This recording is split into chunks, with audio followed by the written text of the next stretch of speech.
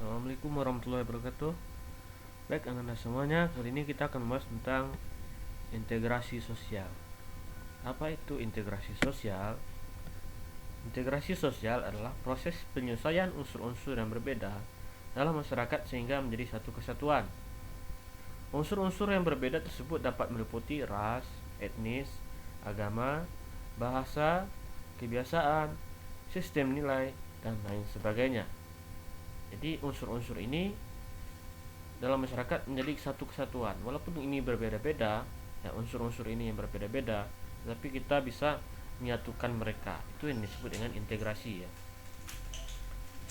Selanjutnya, kita lihat apa faktor yang mempengaruhi cepat atau lambatnya proses integrasi. Yang pertama itu ada homogenesis kelompok. Homogenesis kelompok ini pada masyarakat yang homogenesisnya rendah, itu integrasi sangat mudah tercapai. Demikian juga sebaliknya ya.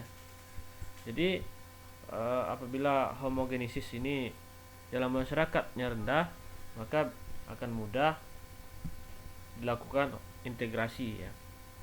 Artinya homogenesis ini adalah homogenitas, artinya kelompoknya hanya satu bentuk ya, satu suku misalnya, satu ras ya. Itu akan mudah ya, melakukan integrasinya. Kemudian yang kedua itu ada besar kecilnya kelompok. Jumlah anggota kelompok mempengaruhi cepat lambatnya integrasi ya, karena membutuhkan penyelesaian di antara anggota. Jadi semakin kecil kelompoknya tentu semakin cepat ya, semakin cepat integrasi itu terjadi. Kemudian yang ketiga ada mobilitas geografis. Semakin sering anggota suatu masyarakat datang dan pergi, semakin besar pengaruhnya bagi proses integrasi ya. Semakin sering kita melakukan interaksi ya, mobilitas datang dan pergi, itu semakin cepat. Kemudian yang keempat ada efektivitas komunikasi. Ya, semakin sering kita berkomunikasi, semakin cepat pula integrasi anggota-anggota masyarakat tercapai. Jadi ini adalah faktor yang mempengaruhi cepat atau lambatnya proses integrasi ya. Kemudian yang kedua, yang selanjutnya itu ada bentuk-bentuk integrasi. Ada 3 macam bentuk integrasi. Yang pertama itu ada integrasi normatif. Integrasi yang terjadi akibat adanya norma-norma yang berlaku di masyarakat ya. Contohnya masyarakat Indonesia dipersatukan dengan semboyan Bhinneka Tunggal Ika ya. Berbeda-beda tetapi tetap satu. Jadi dengan adanya semboyan ini, maka walaupun kita berbeda-beda suku, ras, budaya yang ada di Indonesia ini, tapi kita memiliki satu kesatuan, yaitu bangsa Indonesia. Kemudian yang kedua ada integrasi fungsional. Integrasi yang terbentuk sebagai akibat adanya fungsi-fungsi tertentu dalam masyarakat. Contoh ya, Indonesia terdiri dari berbagai suku. Mengintegrasikan dirinya dengan melihat fungsi masing-masing. Suku Bugis misalnya dia melaut ya. Kemudian ada suku Jawa misalnya bertani. Kemudian ada juga suku Minang ya, yang sangat pandai berdagang. Jadi dengan adanya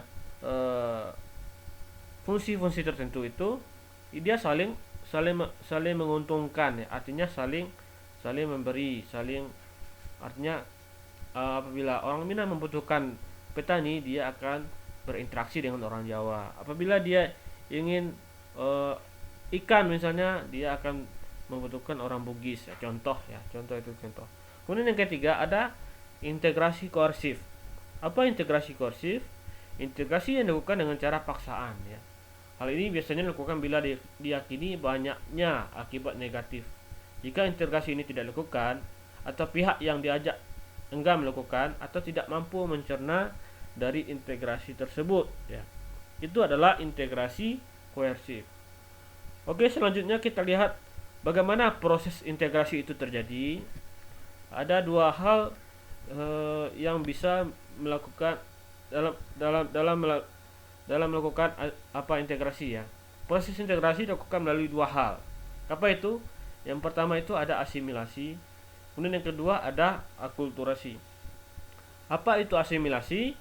Asimilasi adalah bertemunya 2 kebudayaan atau lebih yang saling mempengaruhi sehingga memunculkan kebudayaan baru dengan meninggalkan sifat asli tiap-tiap kebudayaan.